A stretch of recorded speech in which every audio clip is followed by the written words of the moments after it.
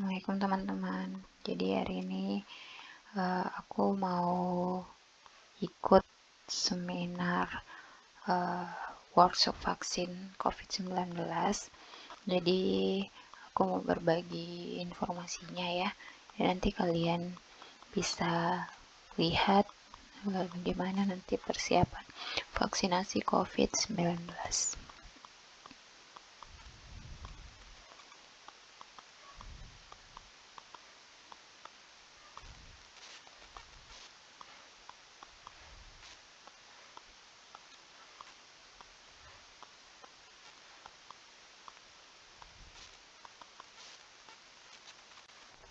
Sekarang ada yang sudah turun, ada yang kembali.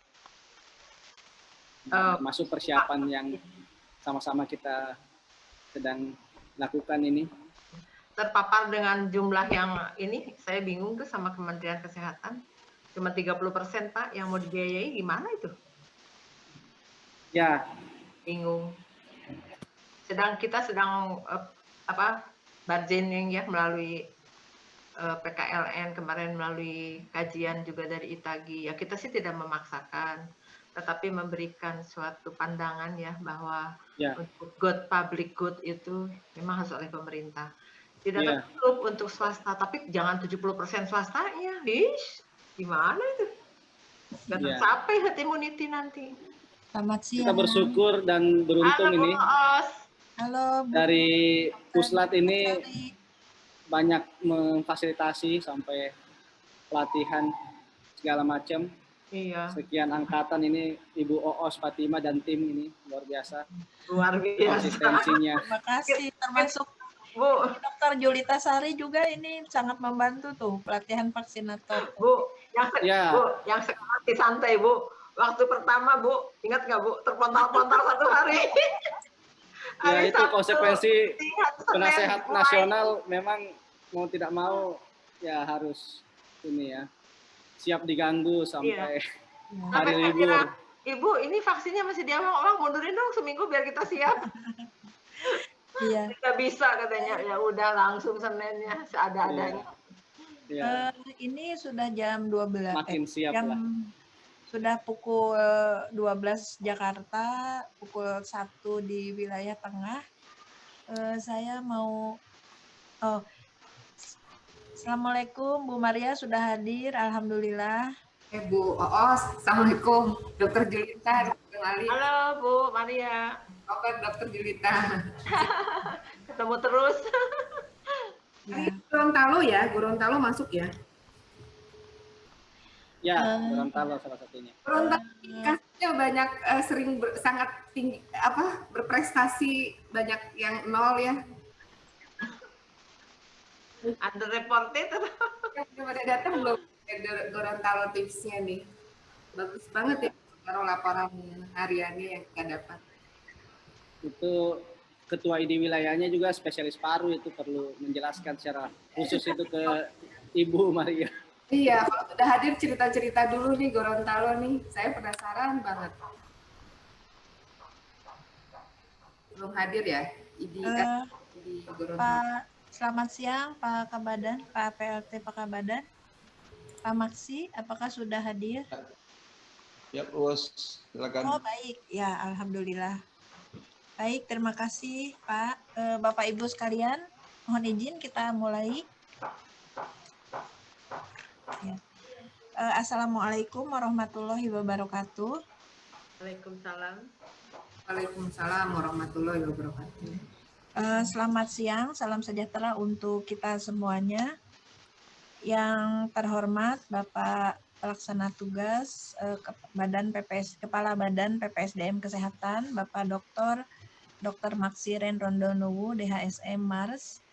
Yang terhormat staf khusus Menteri Kesehatan bidang peningkatan SDM yang sekaligus sebagai Wakil Ketua Tim Pelaksana Vaksinasi COVID-19, Ibu Dr. Maria Mubarika, dan yang terhormat Majelis Ulama yang diwakili oleh Sekretaris Komisi Fatwa MUI, Direktur Surveillance dan Karantina Kesehatan Ditjen P2P Kementerian Kesehatan, Dr. Asik, dan para kepala dinas kesehatan provinsi dan kabupaten kota di wilayah Gorontalo, Sulawesi Barat, Sulawesi Selatan, Sulawesi Tengah, dan Sulawesi Tenggara, serta seluruh para kepala puskesmas dan juga para direktur rumah sakit, dan yang kami hormati Ketua The Indonesian Technical Advisory Group on Immunization atau ITAGI, yang dalam hal ini telah hadir Dr. Julita Sari Sundoro MSc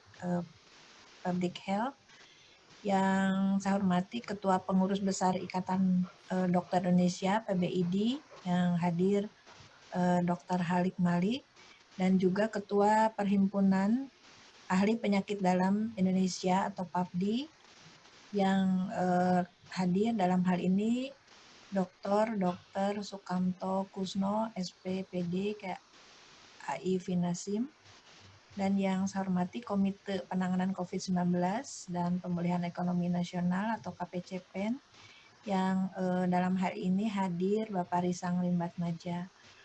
Yang kami hormati Ketua Asosiasi Dinas Kesehatan Adinkes, Persi, Arsada, dan yang saya cintai para Ketua Organisasi Profesi, IDI, PDGI, PPNI, IBI, IAI, IAKMI, PAEI, PPKMI, Patelki, dan lainnya, serta para hadirin dan yang saya banggakan dan yang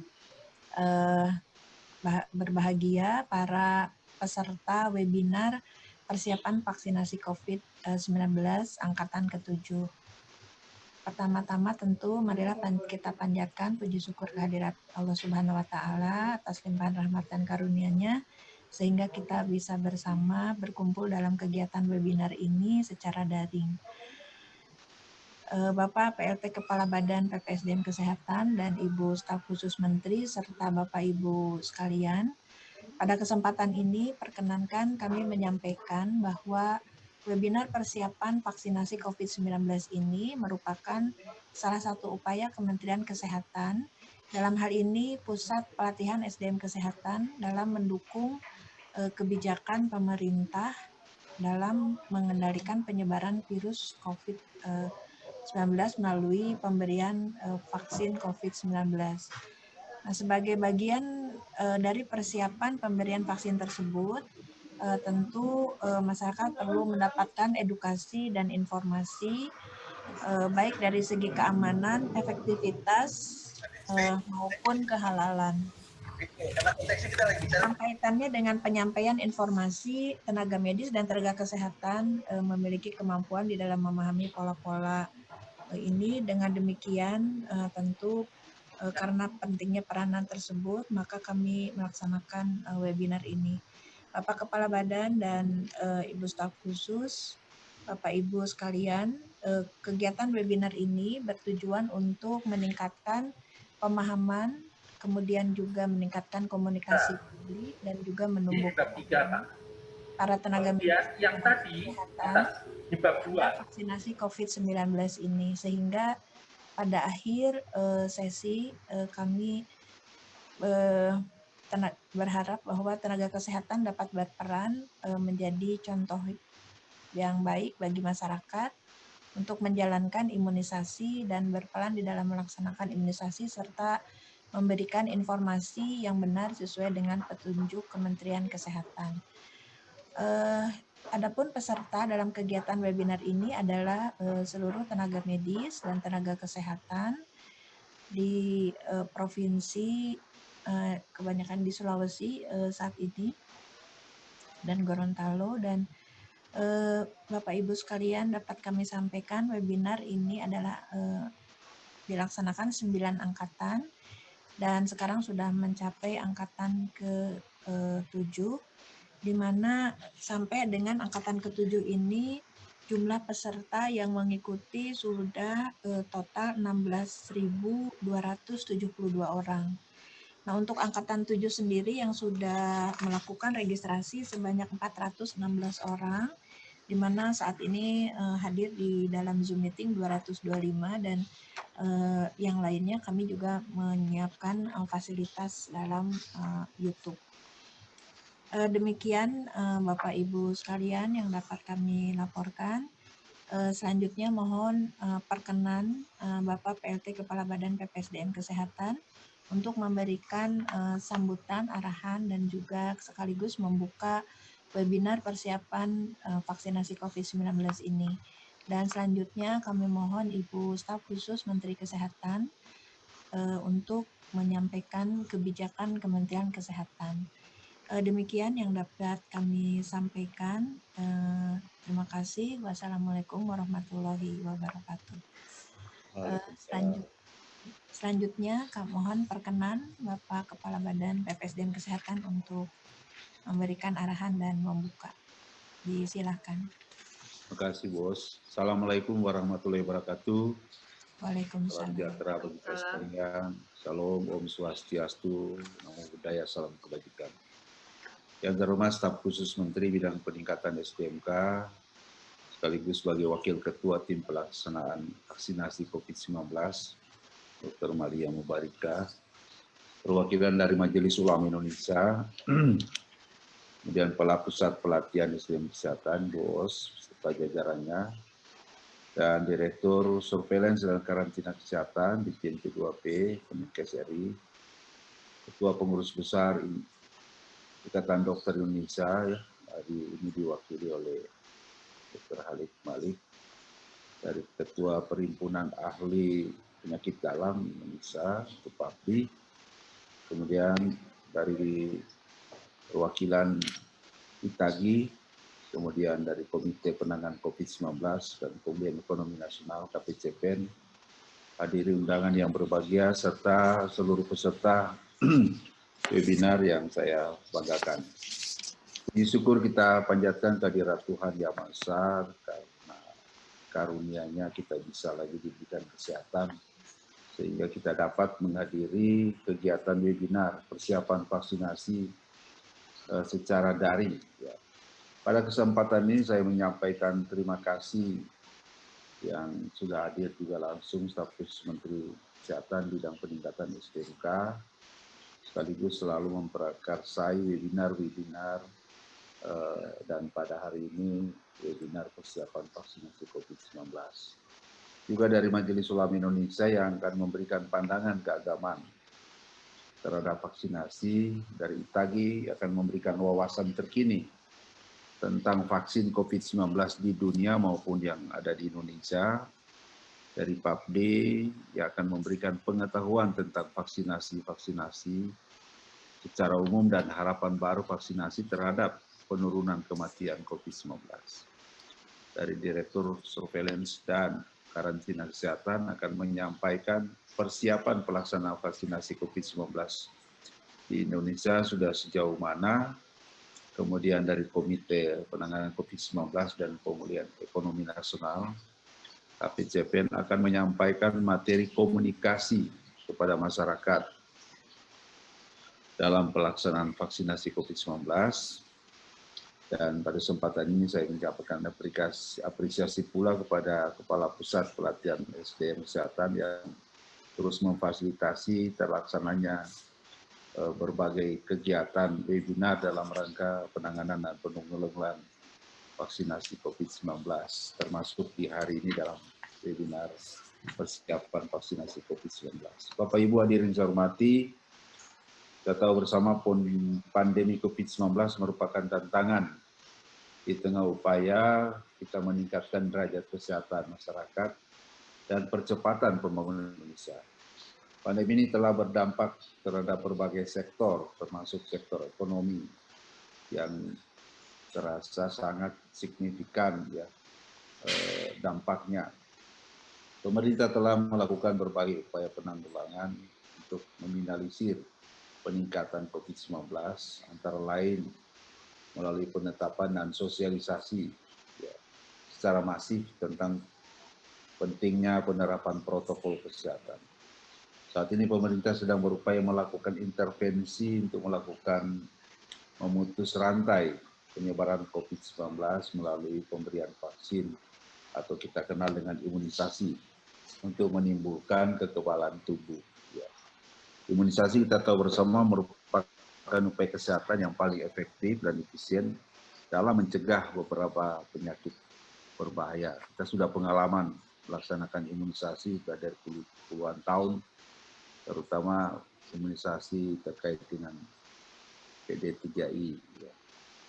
Imunisasi itu dilakukan untuk kita kenal dengan konsep ya herd immunity atau kekebalan kelompok. Di mana kekebalan kelompok ini hanya dapat terbentuk apabila cakupan imunisasinya itu sasarannya itu sasaran tinggi dan merata di seluruh wilayah Indonesia. Ya tinggi itu diperkirakan ya para ahli itu sekitar 67 sampai 70% ya. Ya populasi yang harus diimunisasi. Sebagian besar sasaran yang telah kebal nanti secara tidak langsung akan turut memberikan perlindungan pada masyarakat. Jadi kalau sudah sekitar 70% penduduk diimunisasi, itu sudah memberikan dampak perlindungan pada masyarakat. Oleh karena itu pemerintah fokus dalam penyediaan sekaligus nanti dalam pelaksanaan vaksinasi COVID-19 sebagai langkah pengendalian virus COVID-19 di Indonesia. Bapak Ibu yang saya hormati, saat ini banyak informasi seputar vaksin COVID-19 sudah beredar di masyarakat. Kita tahu bersama ya informasi itu gampang sekali didapat di berbagai media, juga di medsos ya. Ada berdasarkan survei yang dilakukan oleh Kemenkes dan Itagi juga dari UNICEF dan WHO pada bulan September itu dinyatakan bahwa masyarakat yang mendapatkan informasi itu lebih banyak seputar tentang COVID-19 ini cenderung akan menerima pemberian vaksin. Ya. Namun demikian hasil survei juga ada juga yang menunjukkan dari hasil itu adanya kelompok yang masih ragu. Bahkan ada yang kelompok menolak pemberian vaksin karena alasan keamanan, alasan efektivitas, dan alasan kehalalan. Oleh karena itu perlu adanya edukasi melalui penyampaian informasi kepada masyarakat dengan memastikan bahwa seluruh masyarakat memiliki akses informasi yang akurat, ya, yang tepat, ya terkait dengan tadi keamanan, efektivitas, dan kehalalan dari vaksin COVID-19. Saat ini masih banyak masyarakat yang memerlukan informasi yang lebih jelas tentang vaksin COVID-19, sehingga apabila nanti vaksin COVID-19 sudah tersedia dan akan dilaksanakan, itu dapat diterima dengan baik oleh masyarakat tanpa ada gejolak ya, pro dan kontra.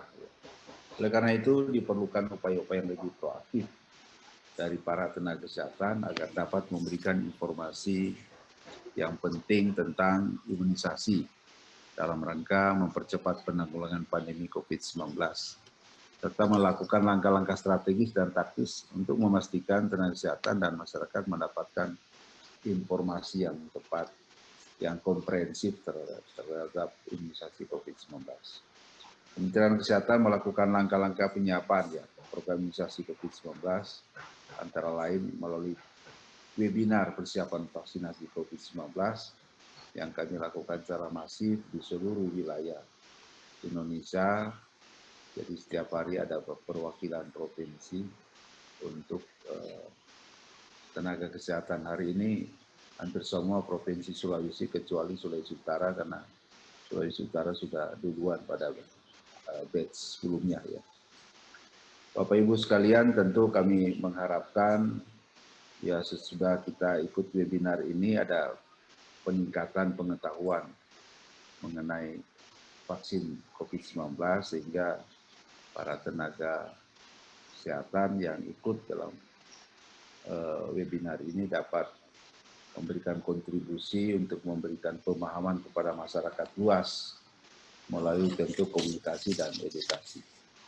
Bapak Ibu yang saya hormati, secara harapan kami kegiatan webinar ini dapat jalan dengan baik dan mampu memberikan dampak yang nyata bagi penanganan COVID dan pengendalian COVID-19. Sekali lagi kami sampaikan apresiasi setinggi-tingginya kepada Bapak Ibu semua, baik narasumber maupun peserta yang telah memberikan dukungan dan kontribusinya bagi terselenggaranya kegiatan webinar persiapan vaksinasi COVID-19. Akhirnya dengan memohon kepada Tuhan Yang Maha Esa, kegiatan webinar persiapan vaksinasi COVID-19 dengan resmi saya nyatakan dibuka. Semoga kegiatan ini berjalan dengan lancar dan dapat memberikan manfaat bagi kita semua. Terima kasih. Wassalamualaikum warahmatullahi wabarakatuh.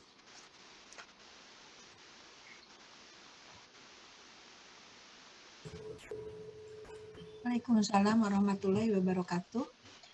Baik, terima kasih Pak PLT Kepala Badan PPSDN Kesehatan yang sudah memberikan arahan sekaligus membuka pelaksanaan webinar persiapan vaksinasi COVID-19 ini. Selanjutnya kami mohon perkenan Ibu Staf Khusus Menteri Kesehatan Bidang Peningkatan SDM, Ibu Dr. Maria Mubarika untuk menyampaikan tentang kebijakan Kementerian Kesehatan di dalam pelaksanaan vaksinasi COVID-19. Disilakan. Terima kasih Ibu Oos. Bismillahirrahmanirrahim. Assalamualaikum warahmatullahi wabarakatuh. Salam ya semua, Om Swastiastu, Nama Budaya, Salam Kebajikan. Yang saya hormati Pejabat Kepala Badan PPSDM Kementerian Kesehatan RI, Dr. Maksi. Yang saya hormati juga Ibu Oos sebagai Kepala Puslat PPSDM Kementerian Kesehatan RI dan jajarannya yang telah berhasil hari ini angkatan ke-7 ya Bu Oos. Angkatan ke-7, Alhamdulillah yang ikut banyak sekali. Channel YouTube kita juga banyak dilihat ya, mungkin yang sekarang bertugas melihat di YouTube. Terima kasih banyak pada PPSDM. Yang saya hormati, yang di sini menjadi pembicara dari ITAGI, Dr. Julita Sari, juga dari PAPDI, Dr. Sukamto, spesialis penyakit dalam, dan dari PBID yang spesial selalu menjadi moderator, yang hari ini diwakili oleh Dr. Halik Malik, juga dari KPCPEN, Bapak Risang nanti akan mengisi acara.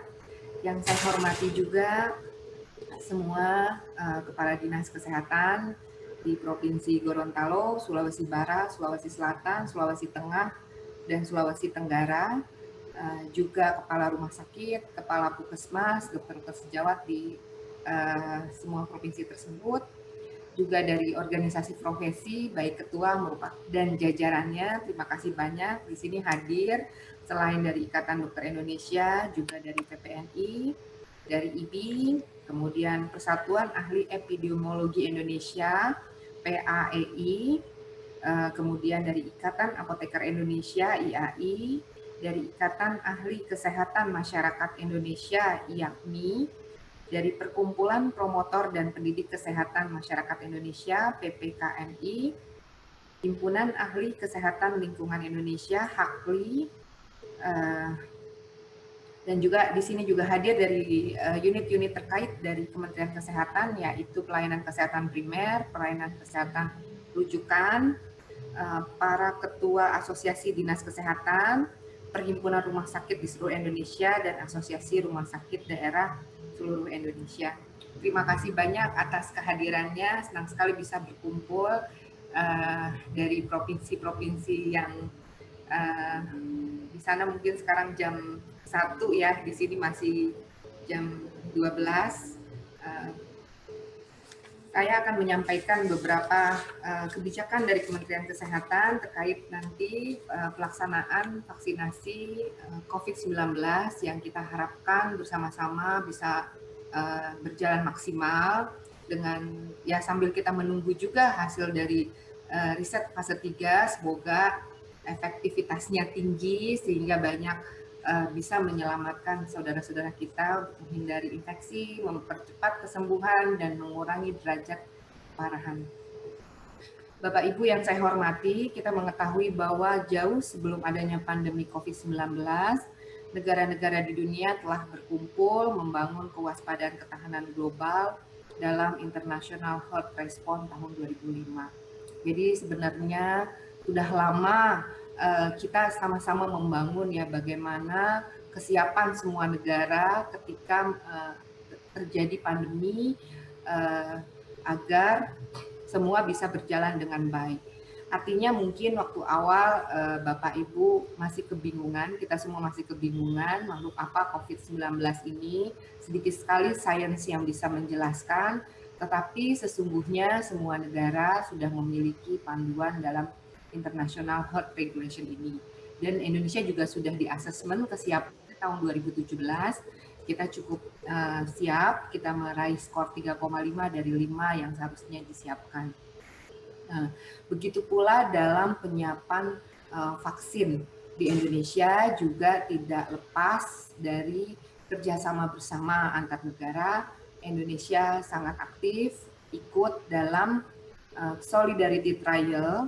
Di sini juga dilakukan penelitian fase 3 dan kita juga bergabung dalam CEPI untuk mendapatkan vaksin dan kita berharap nanti ketika selesainya tahap 1 dari fase 3 yang hasilnya semoga saja sesuai dengan standar yang ditetapkan oleh WHO, kita bisa mendapatkan vaksin sebanyak-banyaknya untuk melindungi warga negara Indonesia supaya jika terinfeksi tidak sakit, jika terinfeksi tidak parah, tidak sampai meninggal, dan lebih cepat masa perawatan. Yang mungkin nanti akan dijelaskan detail dari Papdi dan dari IPLG.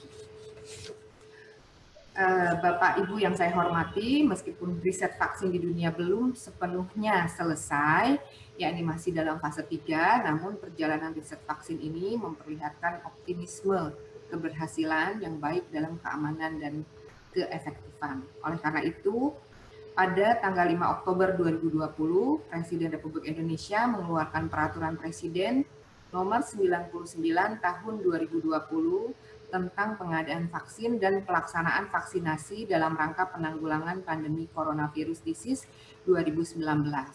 Berdasarkan dengan peraturan Presiden tersebut, Kementerian Kesehatan RI mengeluarkan Keputusan Menteri Kesehatan Republik Indonesia Nomor 01.07/2020 tentang Tim Pelaksana Vaksinasi Coronavirus Disease 2019. Di sini ada bagian-bagian yang mengurusi masalah pelaksanaannya. Terdapat ada 5 bagian, yaitu perencanaan, logistik, pelaksanaan, komunikasi, dan monitoring evaluasi. Jadi nanti selanjutnya Gubernur, Bupati, dan Wali Kota membentuk juga tim pelaksana vaksinasi COVID-19 di tingkat provinsi dengan susunan keanggotaan dan uraian tugas yang mengacu kepada Keputusan Menteri Kesehatan ini. Nanti mungkin bisa dibaca semuanya bagaimana isi dari KMK nomor 1 tahun 2020. Saat ini Bapak Ibu Kementerian Kesehatan RI juga telah menyusun rancangan peraturan Menteri Kesehatan terkait pelaksanaannya vaksinasi yang telah dikirim untuk diharmonisasi di Kemenkumham. Setelah rancangan peraturan Menteri Kesehatan ini disahkan, maka kami akan mengeluarkan petunjuk teknis terkait pelaksanaan ini yang akan nanti mungkin disosialisasikan di semua provinsi, yang nanti kita akan baca dan pelajari sama-sama bagaimana teknis dari pelaksanaan ini. Dan sebelum terjadinya pelaksanaan, diharapkan semuanya melakukan simulasi di setiap daerah agar kita bisa mengantisipasi masalah-masalah yang kira-kira muncul karena ini adalah vaksin baru dan kita lagi menghadapi pandemi. Oleh karena itu kita harus benar-benar mempersiapkan sebaik mungkin ya semua cara, tidak hanya 3M tetapi juga usaha-usaha dalam mencapai herd immunity buatan dengan vaksinasi. Ya, Bapak Ibu yang saya hormati, tadi sudah disampaikan oleh Pak Maksi tentang sebelum ini kita sudah mengadakan survei persepsi di masyarakat. Ya, kita senang sekali ternyata ketika orang diberi informasi, maka dari yang tidak mau menjadi mau, dari yang tidak paham menjadi paham. Tentu ini sejalan dengan upaya kita, perjuangan kita untuk mengatasi pandemi dengan cara yang benar. Dalam survei itu juga dilaporkan dengan responden 115.000 Survei ini bekerja sama dengan WHO dan UNICEF, Kementerian Kesehatan, WHO, dan UNICEF. Kita mendapatkan data bahwa sebagian besar, ya ini di atas 50%, masyarakat Indonesia mendapatkan informasi. Ketika ditanya akan mencari informasi di mana, ternyata masyarakat kita sebagian besar percaya terkait arahan dari vaksinasi, informasi-informasi kepada para tenaga medis dan tenaga kesehatan. Jadi oleh karena itu kami berharap sekali, terutama dari PPSDM, melakukan workshop ini karena kami berharap Bapak Ibu semua, para tenaga kesehatan dan tenaga medis bisa menjadi juru bicara pemerintah terkait vaksinasi COVID-19 dan juru bicara juga untuk ilmu pengetahuan ya, karena ini banyak sekali yang baru, kita harus bersama-sama mensosialisasikan yang terbaru yang nanti akan dijelaskan oleh Itagi, PAPDI, yang tentunya sangat penting untuk kita semua ketahui dan kita membantu ya menyampaikan juga kepada masyarakat. Hal ini semata-mata karena kita ingin sekali sesegera mungkin menyelesaikan pandemi yang dampaknya sangat kompleks dan sangat cepat berubah. Hari ini kita akan kedatangan tamu ya, biasanya kita workshop Perhimpunan Dokter yang mengisi atau dari Kementerian Kesehatan, tapi kita mengundang KPCPEN. Bapak Ibu, KPCPEN adalah Komite Penanggulangan COVID-19 dan Pemulihan Ekonomi. Kenapa digabungkan? Karena kita tahu bahwa krisis kesehatan yang disebabkan oleh pandemi yang kompleks dan cepat berubah ini telah merontokkan ekonomi global. Ya, kita bersyukur bahwa Indonesia masih bisa menahan sehingga tidak terlalu terpuruk dan sekarang sudah mulai merambat untuk menaik. Oleh karena itu, kesehatan adalah ternyata hal yang penting juga, mungkin saja terpenting ya, dari pemulihan ekonomi ini. Dan salah satunya vaksinasi, kita berharap ya dengan semua cara, dengan vaksinasi juga kita bisa menyampai hasil yang sebaik-baiknya agar pemulihan ekonomi bisa tercapai dengan cepat. KPCPEN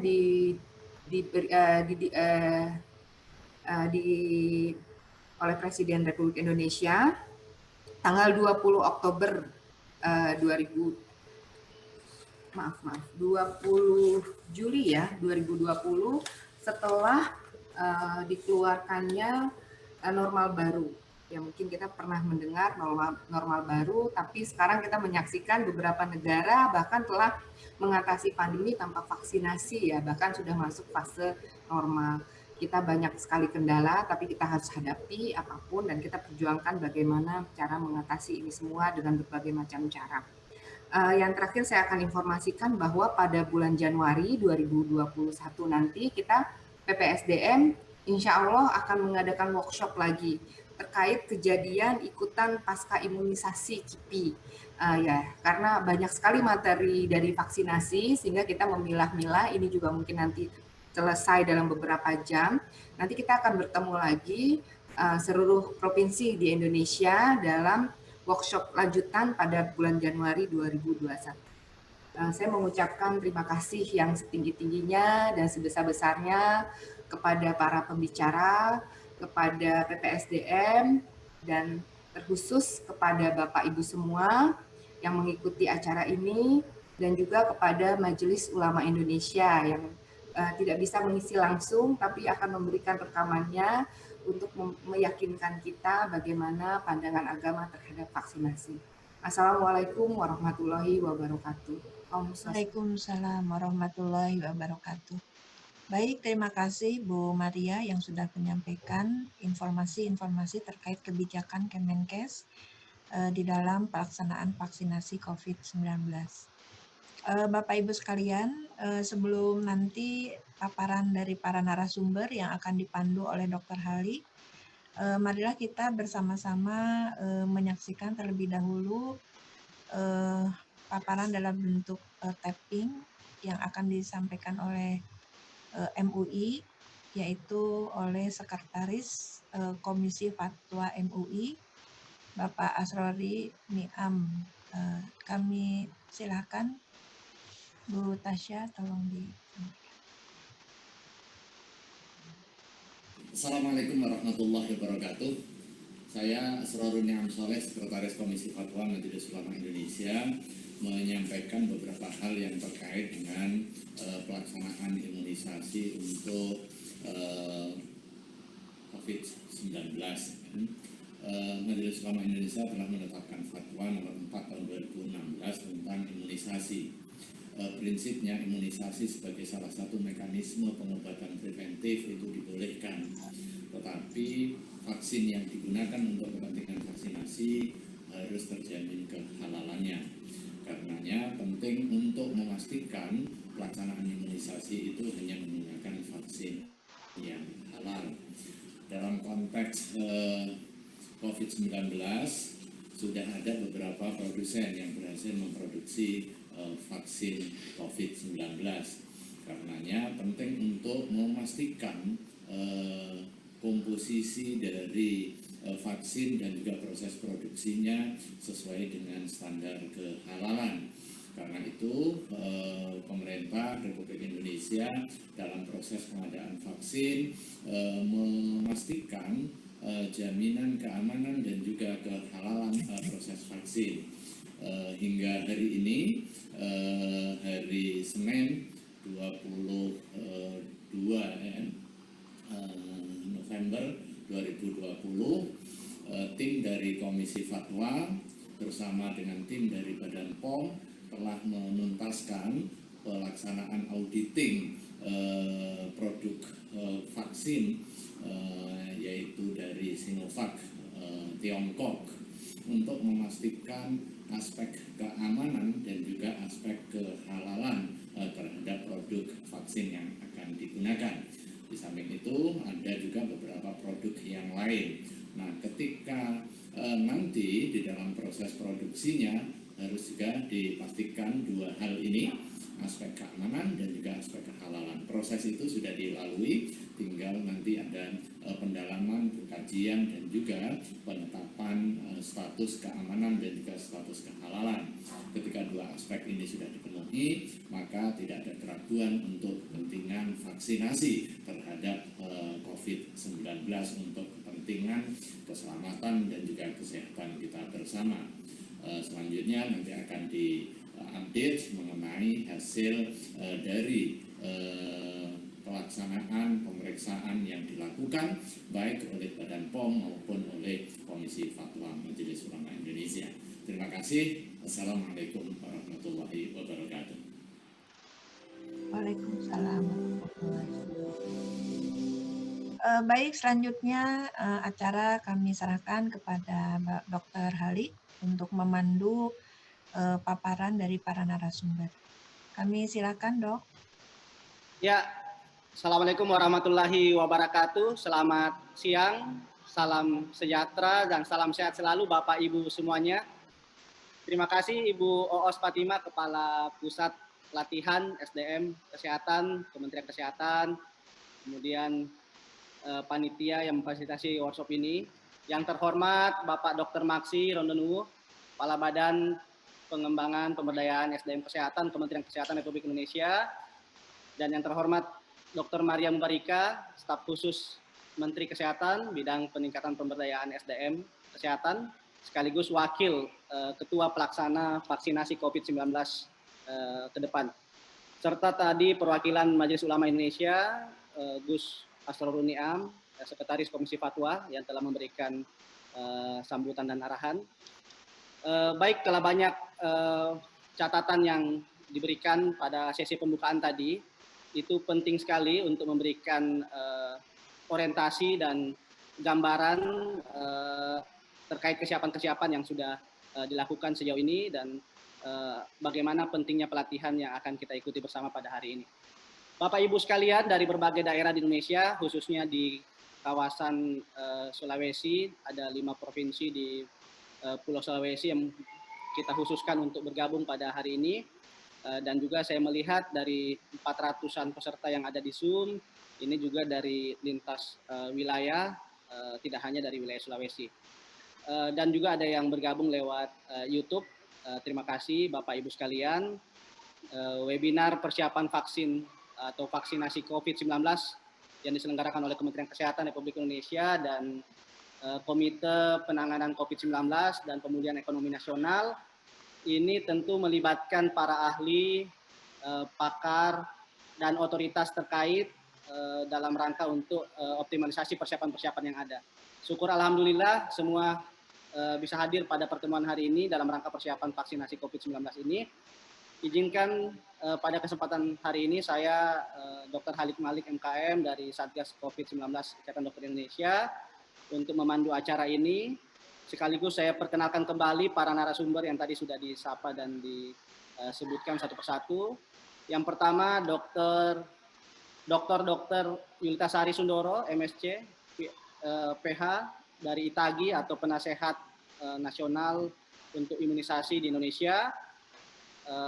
Nanti beliau akan membawakan topik tentang pengetahuan atau informasi tentang vaksin COVID-19 di dunia dan progresnya yang ada saat ini untuk nanti bisa digunakan di Indonesia. Dan kemudian dari PAPDI ada Dr. Sukamto Kusno, SPPD, konsultan infeksi. Beliau akan membawakan tentang manfaat vaksin dan vaksinasi secara umum. Harapan kita terhadap vaksinasi ini tentu bisa membantu dalam upaya pengendalian pandemi dan juga untuk membentuk kekebalan di seluruh masyarakat di seluruh wilayah Indonesia. Kemudian ada satu materi secara khusus dari Kementerian Kesehatan oleh Subdit Imunisasi akan memberikan gambaran tentang strategi vaksinasi COVID-19 ke depan. Akan dibawakan oleh Dr. Asyik Surya, MPPM, dan juga sangat istimewa satu pembicara dari Komite Penanganan COVID-19 Pemulihan Ekonomi Nasional. Ada Bung Risang Rimba Atmaja, beliau adalah konsultan komunikasi di Mitra Pembangunan UNICEF dan juga sejauh ini ikut berkontribusi dalam penyusunan strategi komunikasi dan upaya-upaya pencegahan melalui komunikasi risiko dan komunikasi publik. Baik Bapak Ibu sekalian, telah banyak hal yang tadi disampaikan dari pembukaan sebelumnya, setidaknya ada 3 hal pentingnya solidaritas di antara kita, baik solidaritas global, solidaritas nasional, termasuk dalam pengadaan vaksin saat ini. Solidaritas global cukup kita ketahui dari pemberitaan yang ada, sudah ada beberapa kandidat vaksin yang dirilis dan beberapa diantaranya sudah bekerja sama dengan Indonesia, termasuk untuk yang diproduksi ke depan di Indonesia, baik yang kerjasama maupun secara mandiri, yang tadi kita sempat dengar ada vaksin merah putih untuk bentuk upaya solidaritas nasional kita untuk menangani pandemi ke depan. Dan yang kedua tadi bagaimana sains menjadi panglima atau pengetahuan, keilmuan, dan perkembangan teknologi yang ada kita gunakan sebagai bagian dari strategi untuk penanganan pandemi COVID-19, termasuk penemuan vaksin dan vaksinasi ke depannya. Dan yang terakhir tadi optimisme, penting bagi kita untuk senantiasa memelihara harapan bahwa kita bersama-sama bisa mengakhiri pandemi ini. Baik Bapak Ibu sekalian, tanpa mengurangi rasa hormat kami kepada para peserta yang telah hadir dari berbagai wilayah, para dokter, para bidan, perawat, apoteker, tenaga kesehatan, dan semua yang hadir, apakah para kader, relawan juga ada yang hadir, kami sangat berterima kasih.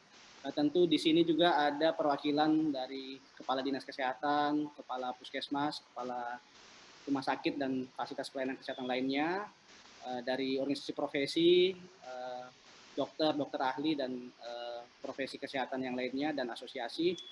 Terima kasih. Sebelum kita mulai pembicaraan pertama, kami ingatkan jika ada pertanyaan silahkan disampaikan melalui kolom komentar di Zoom atau komentar di YouTube, bisa keduanya. Baik Bapak Ibu sekalian, saya sapa Dr. Yulita Sari Sundoro, tadi sudah bergabung bersama kita dari ITAGI, Penasihat Nasional Imunisasi, juga adalah anggota Komnas Imunisasi Nasional. Selamat siang Dr. Yulita Sari. Selamat siang, bisa didengar Pak suara saya? Bagus, suaranya kedengaran dengan baik, terima kasih. Dari PAPDI Dr. Sukamto Pusno, silakan Dok, boleh menyapa kami semua. Assalamualaikum warahmatullahi wabarakatuh. Selamat Waalaikumsalam warahmatullahi wabarakatuh. sore Selamat ya siang. barangkali buat saudara-saudaraku yang ada di timur. Ya, bagus sekali Dok, tampilannya sangat jelas, suaranya juga jelas. Kemudian pembicara lainnya Dr. Asik Surya dari Subdit Imunisasi Kementerian Kesehatan. Apakah sudah bergabung? Dan satu lagi dari KPCPEN, Pak Risang Rimbatmaja. Selamat siang, Dr. Asik, Bung Risang. Jika belum ada bersama kita, tidak masalah, karena kita masih ada sesi pertama dan yang kedua, masing-masing 20 menit, 25 menit. Kesempatan pertama, kami minta dengan hormat, waktu dan tempat kepada Dr. Yulita Sari untuk menyampaikan tentang informasi terkini terkait vaksin COVID-19 dan perkembangannya seperti apa, terutama nanti sampai platform-platform vaksin yang sudah ada ini bisa hadir di Indonesia dan ke depan akan ada penilaian dan perizinan dan bisa digunakan di Indonesia untuk vaksinasi. Silakan Dr. Yulita Sari. Terima kasih. Assalamualaikum warahmatullahi wabarakatuh. Salam sejahtera, salam sehat semuanya. Saya akan berusaha memberikan suatu ilustrasi ya atau paparan ya yang untuk tentang vaksin COVID ini. Mungkin dari panitia ya saya sudah minta screen show ya. Jadi mengenai perkembangan vaksin COVID-19, saya mewakili ITAGI dalam hal ini. Begitupun juga saya mungkin di dalam waktu entry data, saya menyebutkan Komnas KIPI karena saya juga memang di Komnas KIPI juga ya. Slide berikut. Jadi topik bahasan adalah kita akan membagi menjadi pendahuluan, tujuan vaksin, jenis platform, uji klinis, percepatan dan pengembangan vaksin, regulasi perizinan, dan rangkuman. Slide berikut. Kalau kita lihat bahwa yang namanya COVID ini sulit sekali untuk terkendali ya. Ini data dari tanggal 30 November, itu terus kita itu naik ya. Apalagi dengan kurangnya kedisiplinan ya dalam hal memakai masker, mencuci tangan, dan berkerumun. Ini yang paling sulit untuk dilakukan disiplin ya. Jadi kita masih terus. Dan juga kalau kita lihat slide berikutnya bahwa yang meninggal setiap hari itu, slide berikut, itu sekitar 100 orang ya setiap hari, malah lebih ya. Pada saat 30 November ini juga yang paling tinggi, kita tahu tadi juga sebelum mulai sudah berbincang-bincang dengan dokter, dengan Bapak moderator, bahwa sekarang itu banyak sekali kasus klaster di keluarga, di perusahaan ya, karena kerumunan-kerumunan itu ya. Nah, slide berikutnya kemudian juga untuk positif COVID itu, kita lihat bahwa yang positif itu pada orang-orang yang masih produktif ya, pada usia 19 sampai 59 tahun itu sekitar 78,3%, dan juga yang meninggal itu juga pada usia produktif 19 sampai 59 tahun ya sekitar 60,4%. Tadi juga kami berbincang-bincang dengan Bapak moderator bahwa ada dokter juga yang di Kendari yang baru usia 27 atau 28-nya yang masih muda sekali karena setelah merawat ibunya yang kena COVID-nya.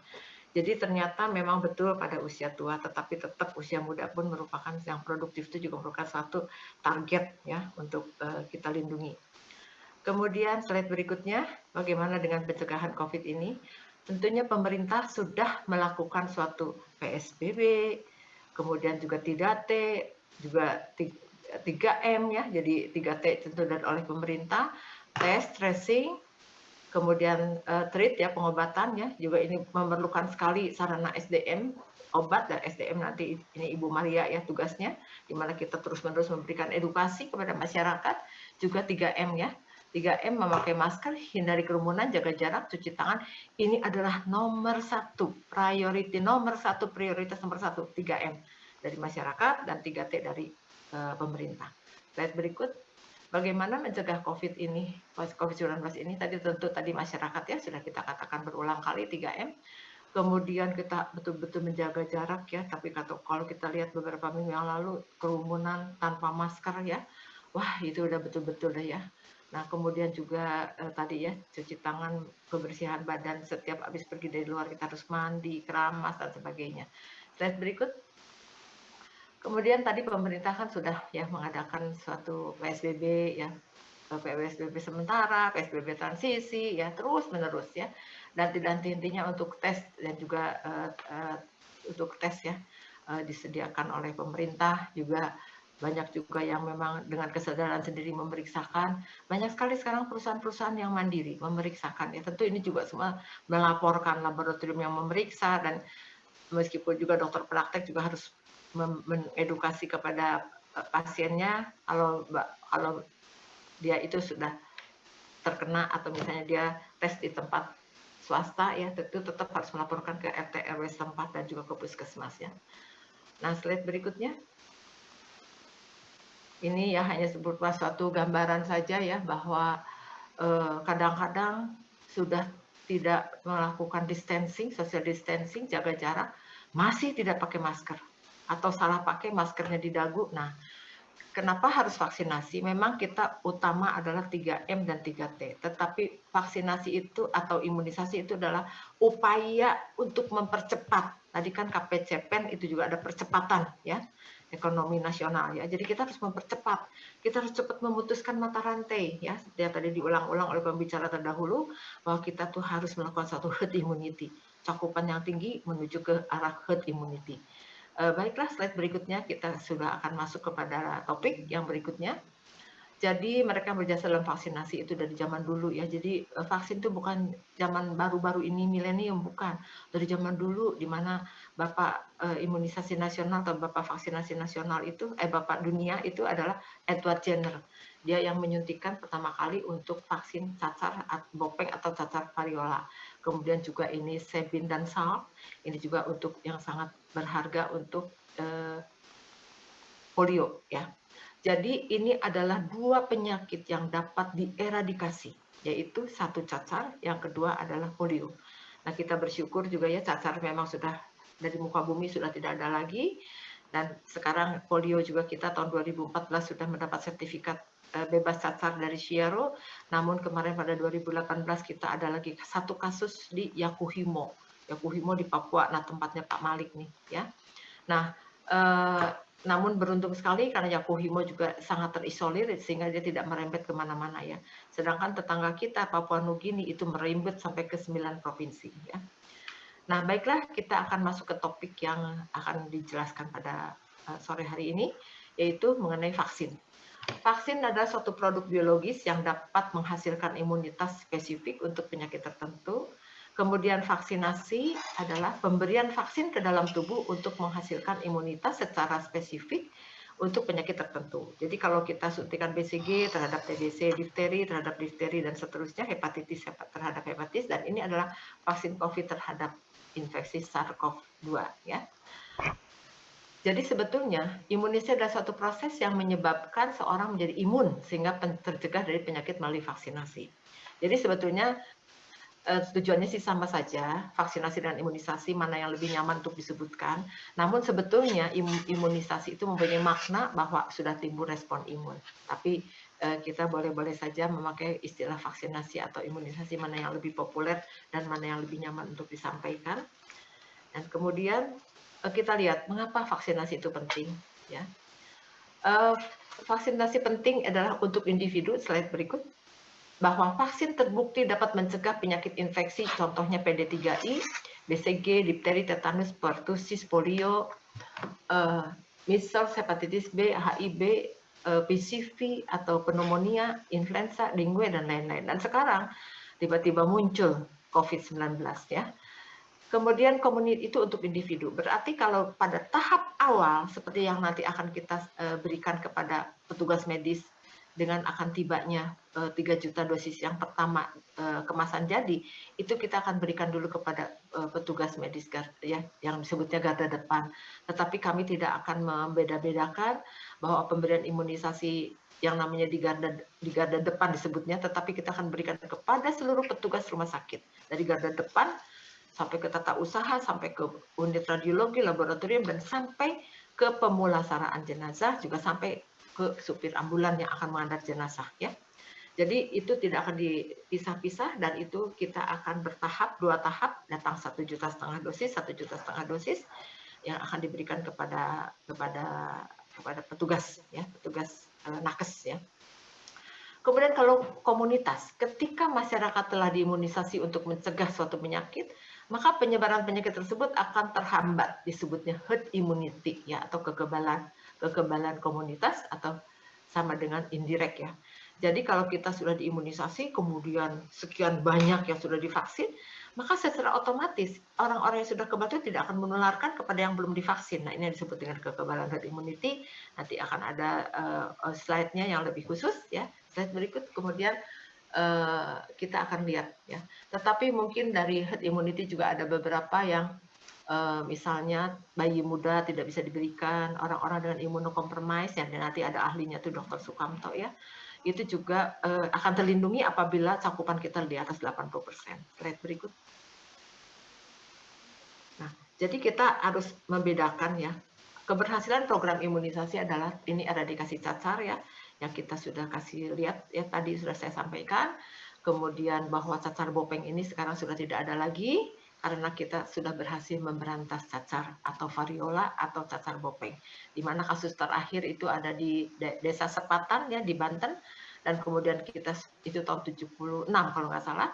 Kemudian kita menunggu juga dari dunia, ternyata kasus di Somalia yang paling akhir, dan setelah itu 2 tahun kemudian baru kita menghentikan imunisasi cacar. Dan apa yang akan kita dapatkan manfaatnya adalah bahwa biaya untuk membeli vaksin cacar itu bisa dialihkan untuk membeli vaksin yang lain yang baru. Ini tadi foto, ya, di mana kita sudah tidak ditemukan lagi kasus polio, dan Maret 2014 kita mendapat sertifikat bahwa kita Indonesia bebas cacar, tetapi kemudian ada lagi kasus di Yakuhimo, tetapi dapat diminimalisir dan dilokalisir, ya. Kemudian juga kita ada prestasi lain adalah eliminasi tetanus neonatorum, di mana tidak terjadi kejang pada bayi yang baru dilahirkan, ya. Karena kita sudah berhasil untuk memberikan imunisasi TT pada ibu hamil. Slide berikut. Slide berikut. Nah, ini adalah tadi, ya, infeksi virus vaksinasi. Apabila penyakit masuk ke dalam badan kita, itu bisa terjadi, bisa sembuh, bisa meninggal, dan bisa kecacatan, ya. Nah, di sini juga ada juga yang terpapar tidak sakit dan membentuk antibodi. Nah, inilah juga nanti yang dikatakan bahwa ada pada pasien dengan COVID-19 ternyata tidak bergejala. Apabila diberikan vaksin, ini perbedaan antara yang timbulnya antibodi secara alamiah dan juga yang diberikan oleh vaksin. Jadi vaksin yang dimasukkan itu adalah sebagai suatu antigen. Antigen itu bisa dilemahkan, bisa dibiak, bisa dimacam-macamkan, ya. Nanti di platform akan dijelaskan. Dan kemudian badan kita akan membentuk antibodi untuk mencegah terhadap penyakit sesuai dengan antigen yang diberikan. Slide berikut. Nah, kemudian konsep herd immunity tadi sudah saya jelaskan bahwa ini ada suatu kekebalan komunitas, di mana kalau cakupannya tinggi, maka dia akan tidak akan menyebarkan penyakit, dan dia akan memberikan perlindungan terhadap beberapa orang yang tidak divaksin, antara lain misalnya bayi, orang-orang dengan imunokompromis, ya, misalnya. Ya, slide berikut. Nah, ini tujuan daripada imunisasi COVID-19, ya, bahwa yang pertama menunjukkan kesakitan dan kematian akibat COVID-19, ya, itu akan menurunkan. Kemudian mencapai kekebalan kelompok atau herd immunity yang tadi kita sampaikan beberapa kali untuk mencegah dan melindungi kesehatan masyarakat. Ini adalah tujuan akhirnya. Kemudian melindungi dan memperkuat sistem kesehatan secara menyeluruh dan menjaga agar produktivitas dan meminimalkan dampak sosial dan ekonomi. Ya. Slide-nya berikut. Kita akan tahu bahwa komposisi vaksin itu antigen, namanya antigen yang ada di dalam vaksin tersebut berdasarkan dari virus atau bakteri yang sudah diolah sedemikian rupa sehingga dalam bentuk antigen. Nah, ini antigen ini adalah akan meningkatkan respon imun bila diberikan kepada tubuh manusia dengan cara bisa disuntikan, bisa diteteskan ya. Nah, ini adalah dalam hal ini COVID-19 adalah diberikan secara injeksi dan intramuskuler. Meningkatkan respon imun, kemudian membuat vaksin menjadi lebih stabil dan mencegah infeksi. Jadi kita tahu bahwa di sini juga ada preservatif ya atau pengawet. Namun untuk vaksin-vaksin yang akan kita pakai dalam waktu dekat itu dari Sinovac, itu adalah vaksinnya adalah vaksin yang dimatikan, baik dimatikan dengan kimia maupun dengan pemanasan, dan juga kemudian di dalam vaksin tersebut juga pada saat awal 3 juta dosis itu akan diberikan secara dalam bentuk kemasan yang sudah jadi, tapi tetap akan melalui suatu prosedur Badan POM untuk izinnya ya. Dan kemudian juga dan yang akan dikirim bulk kepada Bio Farma, yaitu akan diolah di Bio Farma, dilakukan formulasi dan dilakukan filling. Setelah itu juga akan melakukan suatu serial pemeriksaan nomor lot number ya, dan itu semua baru akan keluar izin edar dari Badan POM. Jadi slide berikutnya.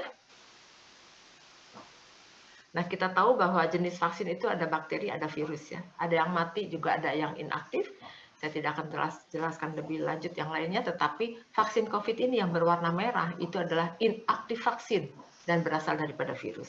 Ya. Slide berikut, inaktif dan virus. Slide berikut. Nah, ini para pakar menemukan genom dari coronavirus ya COVID-19 pada 10 Januari. Ini adalah pada tahap awal penemuan vaksin ya. Jadi nanti ini akan dijelaskan mungkin calon-calon antigen itu adalah virus yang telah dilemahkan maupun dimatikan maupun dikembangkan ya. Itu bermacam-macam, nanti kita akan lihat di dalam platform. Slide berikut.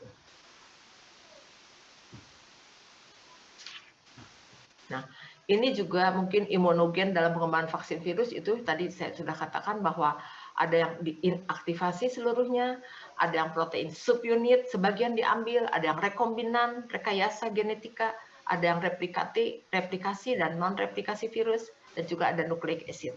Ini semua dari pengembangan dari vaksin COVID ini semua juga ada empat platform yang akan dikembangkan untuk vaksin COVID ini, dan kita tentu akan pilih yang terbaik, pilih yang paling aman, dan pilih dalam hal yang memenuhi syarat dari kehalalan. Slide berikut. Ini vaksin dari whole virus ya. Tadi saya sudah katakan juga bahwa virus hidup yang dilemahkan ya sehingga tidak lagi menyebabkan penyakit. Kemudian juga tapi tetap meskipun dilemahkan tetap imunogenik untuk merangsang tubuh untuk membentuk antibodi ya. Slide berikut.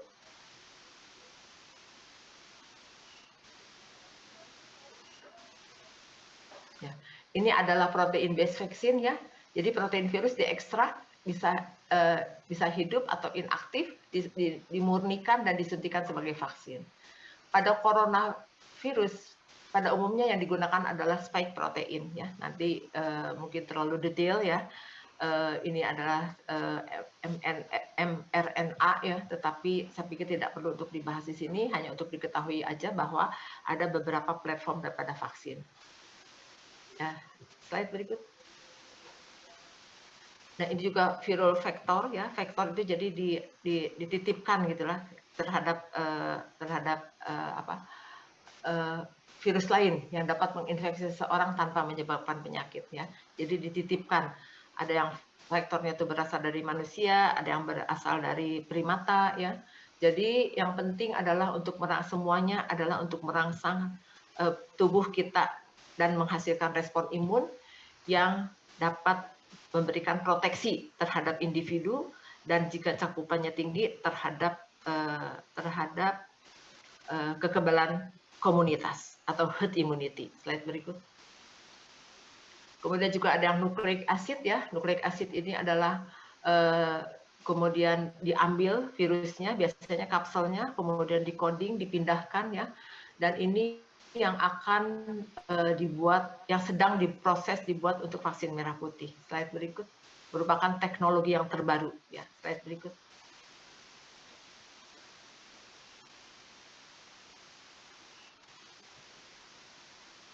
Nah, mengenai tahapan uji klinis, tentu kita kan dengar bahwa oh sekarang dipercepat, tetapi perlu diingat bahwa dipercepat itu adalah suatu prosesnya, tetapi tahapannya tidak ada yang dipercepat, tetap semua dilakukan, yaitu uji preklinik ya pada hewan coba atau kita dalam sebut ya primata ya, itu dilihat itu berbulan-bulan.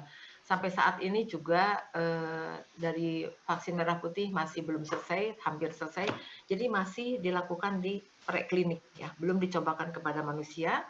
Dan kemudian setelah berhasil, setelah kita lihat bahwa titer antibodinya meningkat, bahwa tidak ada efek samping dan sebagainya, bahwa ini antigen bisa mulai diproduksi, itu akan dilakukan fase 1. Fase 1 dilakukan pada sukarelawan dewasa. Ini sudah suatu kebijakan daripada WHO bahwa tidak bisa pada anak, tidak bisa pada ibu hamil, tidak bisa pada ibu meneteir ya.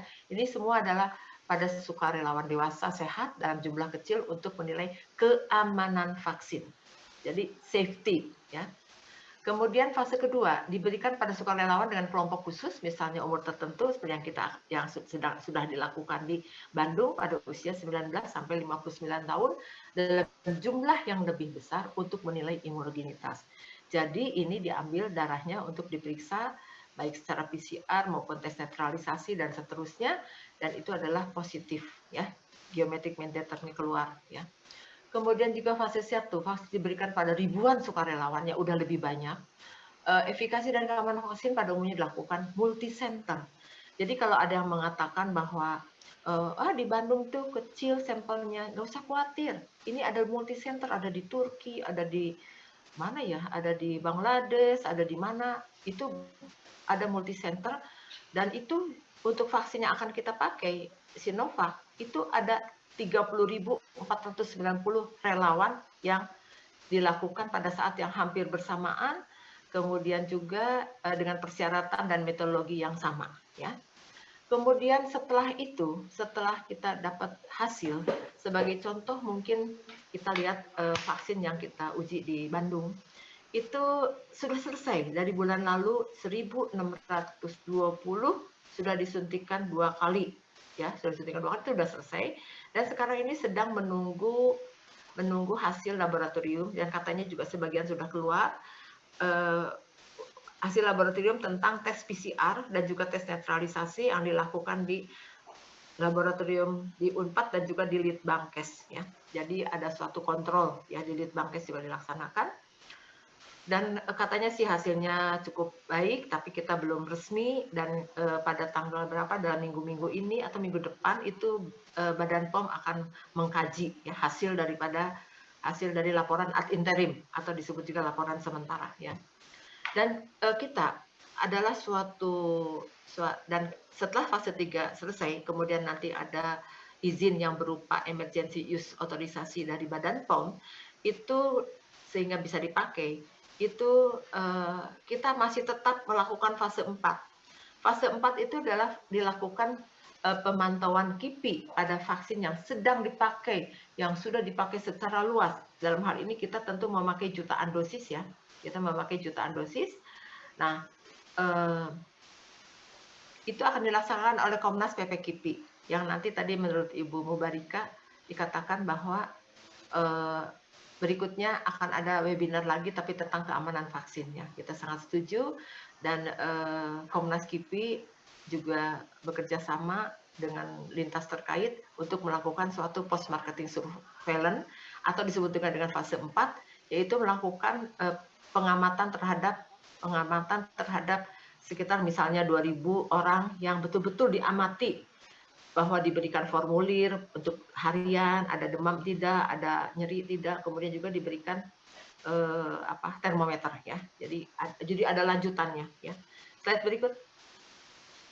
Nah, ini hanya sebagai ilustrasi aja bahwa semua tahapan ini dilaksanakan ya. Jadi kita sekarang udah ada di sebelah kanan, posisi kita untuk uji klinik udah selesai, tinggal menunggu ad interim analysis, yang kemudian juga menunggu izin daripada EUA dari Badan POM ya. Slide berikut ini hanya sebagai ilustrasi saja. Kemudian juga kita menunggu vaksin merah putih yang dikerjakan oleh lembaga Eijkman dan ini juga dibantu berkonsorsium dengan beberapa university ya. Di sini ada LIPI, ada UI, ada Gajah Mada dan sebagainya. Slide berikut. Nah, ini hanya sekedar ilustrasi juga bahwa tadi sudah saya katakan dengan lengkap ya, kita ulang sedikit bahwa untuk visualisasi kita lihat yang sebelah kanan saja mungkin lebih kelihatan ya, bahwa yang pertama kita tadi preklinik itu pada primata atau binatang percobaan, kedua uji klinis pertama untuk menilai dengan jumlah yang cukup sedikit dengan menilai keamanan, dengan cukup banyak fase 2 itu untuk keamanan dan juga tentang immunogenicity, yang ketiga dalam jumlah yang banyak ya, ribuan tadi yang dikatakan untuk menilai keamanan immunogenicity dan efficacy. Yang selanjutnya baru dilakukan produksi massal. Jadi kita masih butuh waktu. Ya, slide berikut. Jadi vaksin COVID-19 uji klinik fase 3 ini sudah banyak. Tadi sudah dikatakan oleh Ibu Maria Murbarika bahwa banyak sekali yang sudah di listing dalam fase 3. Namun kita sekarang hari ini konsentrasi terhadap Sinovac dulu saja ya. Slide berikut. Sinovac yang pertama ya. Sinovac yang betul-betul akan dilakukan dikirim bulek itu bahan bakunya ke Bio Farma, kemudian formulasi dan filling, pengisian dalam botol-botol ya. Jadi percepatan pengembangan vaksin COVID-19 ini adalah dasar percepatannya adalah public health crisis ya. Ya, in public health crisis itu juga sudah disetujui oleh WHO ya. Jadi bencana menurut Presiden itu bencana non alam ya.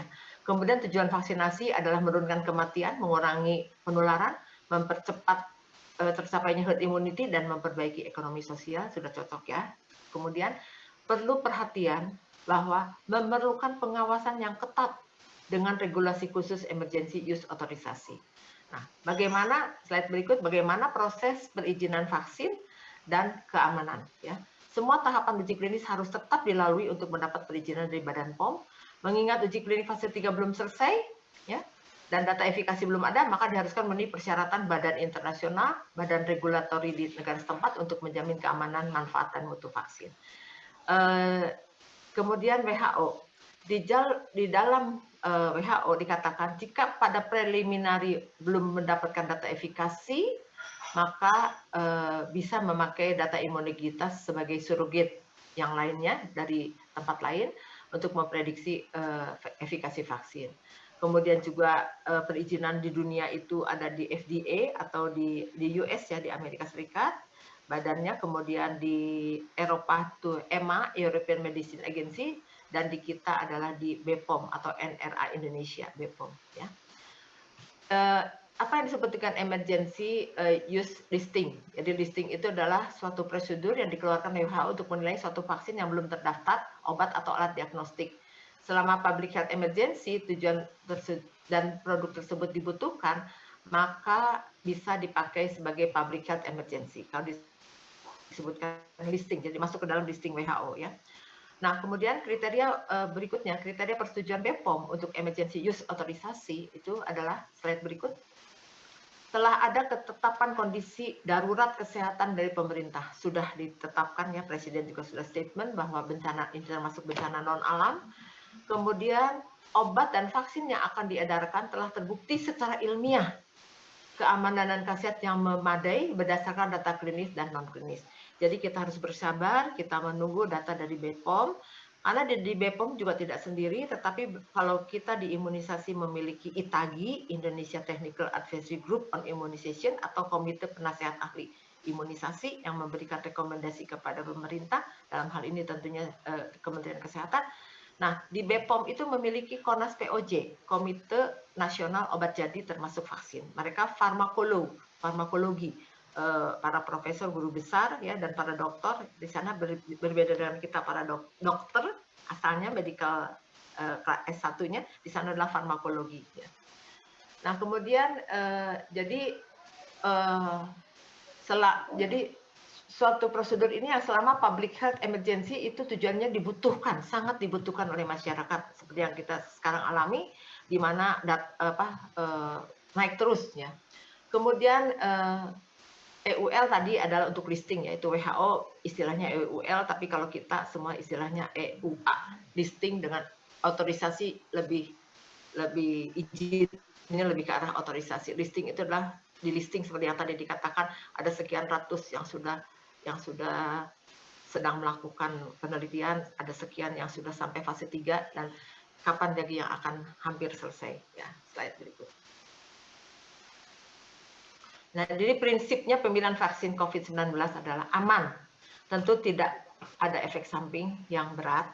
Kemudian efikasinya idealnya adalah 70%, minimal 50%, keinginannya tentu 80%, ya. Kemudian lama perlindungan yang panjang, setidaknya 1 tahun. Kita tahu bahwa vaksin virus itu juga tidak terlalu panjang memberikan perlindungannya. Kita setidaknya pengalaman dari vaksin influenza, ini ada Dr. Sukamto, ahli penyakit influenza, setidaknya 1 tahun. Dan stabil penyimpanan dalam suhu 2-8 derajat Celcius, karena ada vaksin yang sebentar lagi akan mendapatkan EUA, mungkin yang pertama ini tanggal 10 Desember akan mengadakan suatu sidang terbuka di FDA Amerika Serikat. Itu tidak bisa kita pakai karena apa? Mereka menyimpannya di dalam minus 75 plus minus 15 derajat Celcius. Kita tidak punya sarana untuk penyimpanan vaksin beku, ya. Kemudian juga tadi stabil 2-8 seperti yang sudah kita miliki, ya. Kemudian kemasannya multidos, ya. Optimalisasi kapasitas rantai dingin karena kalau multidos itu jadi lebih ringkes, ya, istilahnya. Kemudian juga kita meminta kepada pemerintah, kita sudah memberikan suatu rekomendasi dan kajian kepada pemerintah agar supaya selain kemasannya multidos juga kalau misalnya kurang, kita pilihlah platform yang sama untuk memudahkan evaluasi. Kemudian juga ada otorisasi penggunaan oleh Badan POM, jadi sudah dapat izin tadi yang dikatakan EUA, ya. Slide berikut. Jadi vaksinasi adalah menimbulkan suatu kekebalan individu dan kelompok, ya. Kemudian tujuannya membentuk kekebalan individu yang bila cakupannya 80% misalnya tercapai atau 70% itu akan memberikan suatu herd immunity, ya. Mencegah penularan, menurunkan kematian, mempercepat penghentian pandemi. Ini yang kita harapkan, ya. Kemudian kekebalan terbentuk berangsur sekitar 2 minggu, ya, baru timbul. Jadi jangan sampai sekarang divaksin kemudian masker dibuang, ya. Tetap harus pakai masker, ya. Jadi antibodinya sudah timbul tuh pada minggu kedua, ya, minggu antara 10 hari sampai 14 hari. Kemudian juga ya tadi sesudah divaksin kita harapkan tidak menjadi sakit, ya, tetap kita pakai 3M. Kemudian juga tetap juga pemerintah melakukan 3T, ya, tidak hanya dengan imunisasi kemudian berhenti, terus upaya 3M dan 3T ini akan berkesinambungan dan berkelanjutan. Malah harus diperkuat, ya, supaya tidak ada yang lalai, jangan memakai masker di dagu, nggak cuci tangan dan sebagainya. Yang paling betul-betul tidak bisa disiplin adalah tidak bisa mencegah kerumunan, gitu, ya. Slide berikut. Nah, ini sasaran tadi dikatakan bahwa pada usia 19 sampai 59 tahun, ya, tetapi kita juga masih menunggu, ya, sedang dilakukan suatu bridging study, ya, sedang dilakukan bridging study pada usia yang lebih tua dan juga pada usia yang lebih muda. Kita tunggu saja, jadi bukan pilih kasih, ya. Nah, kalau tiap vaksin mempunyai suatu uji klinik, jadi izin dari Badan POM tentu mengacu kepada pengalaman hasil uji klinik mana yang diberikan terlebih dahulu. Jadi bersabar dulu pada anak-anak yang lebih muda dari 18 tahun, ya. Kemudian juga pada orang-orang yang usia yang lebih tua. Jadi kalau di dalam hal ini, ya, saya juga tidak kebagian, ya, karena usianya sudah di atas 60, ya. Kemudian jadi kita tetap, ya, 3T, 3M, hindari kerumunan, inilah yang paling sulit, apalagi di Jakarta, ya, dalam 2 minggu ini, sampai gubernur dan wagub juga kena, ya. Kemudian hindari kerumunan sampai pandemi berakhir. Nah, jadi setelah vaksinasi tetap rutin cuci tangan, kemudian tetap pakai masker, slide, kemudian tetap jaga jarak, ya. Nah, kemudian juga kita harus memberikan pendidikan kepada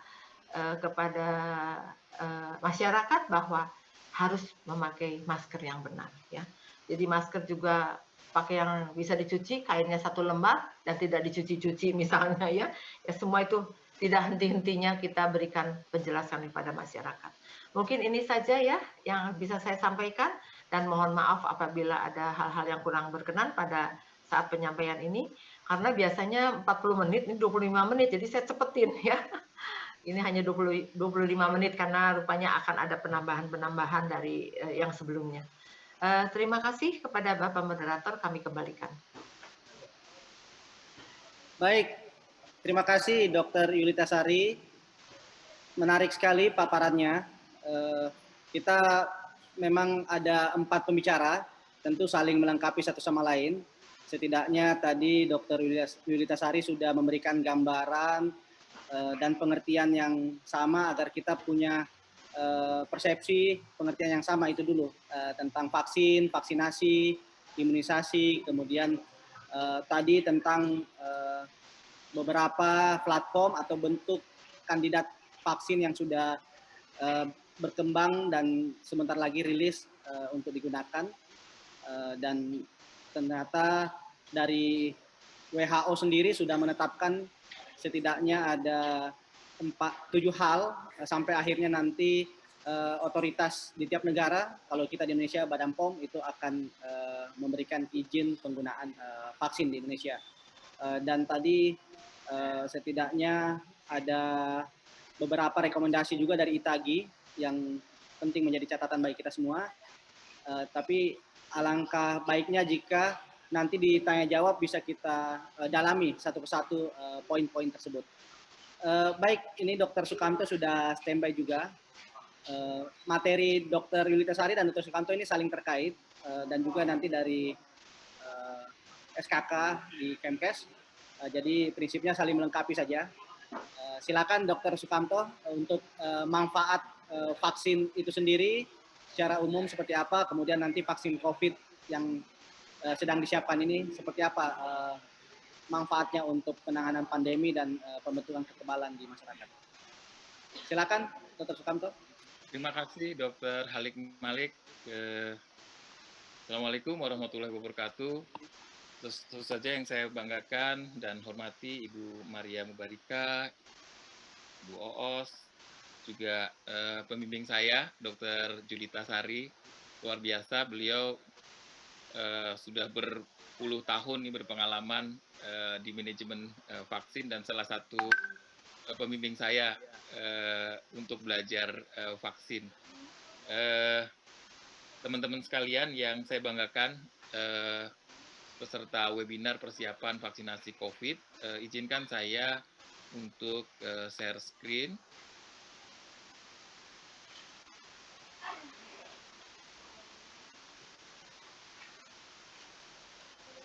Apakah sudah terlihat screen saya?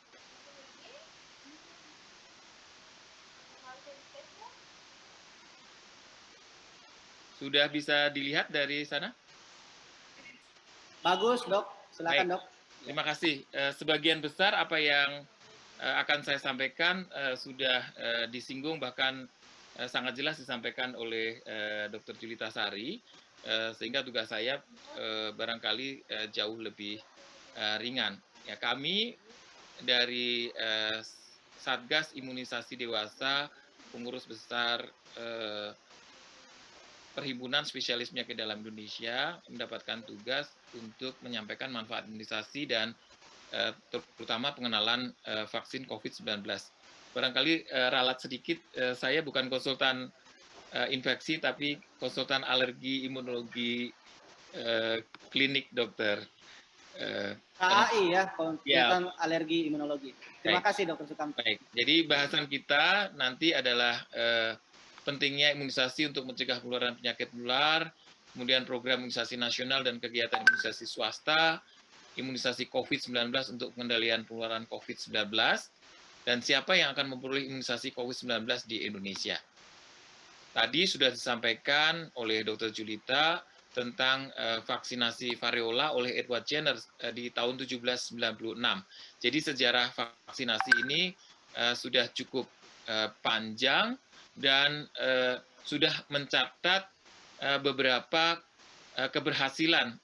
Salah satunya adalah yang disebut tadi eradikasi variola atau cacar yang menyebabkan kematian, ataupun kalau misalnya yang menderita sakit tetap hidup, itu akan cacat, ya, mukanya bopeng-bopeng, ya, dan ini menular amat sangat cepat. Nah, sebetulnya bahkan sebelum Jenner itu orang-orang yang ada di Cina, kemudian India dan Turki itu sudah mulai mengembangkan imunisasi. Ya, bahkan kemudian terlihat di dalam catatan sejarah di awal abad 18, Lady Mary Wortley Montagu, istri Duta Besar Inggris di Turki, menceritakan praktek imunisasi variola pada dokter-dokter Inggris. Nah, kemudian Edward Jenner di eranya yang sangat bersejarah melakukan imunisasi variola pada seorang anak bernama James Phipps yang berusia 8 tahun, dan anak ini tidak tertular variola. Dan kemudian beliau membuat monograf yang kita bisa pelajari. Dan sebenarnya dokter-dokter muslim di Turki sudah terlebih dahulu melakukan imunisasi sebelum Edward Jenner. Nah, tadi sudah disampaikan manfaat vaksinasi. Mencegah penularan penyakit menular, kemudian eradikasi penyakit menular, sejarah variola, tadi juga disampaikan bagaimana polio di banyak negara, mungkin termasuk Indonesia, itu sampai sudah terkendali, ya. Juga morbilli atau campak. Ini ada waktu lagi aku sambung lagi, soalnya ini kan durasinya panjang ya, jadi mungkin aku bakal bikin part. Jadi untuk hari ini mungkin sekian dulu, nanti tunggu aja video selanjutnya aku buat lagi ya. Oke, makasih.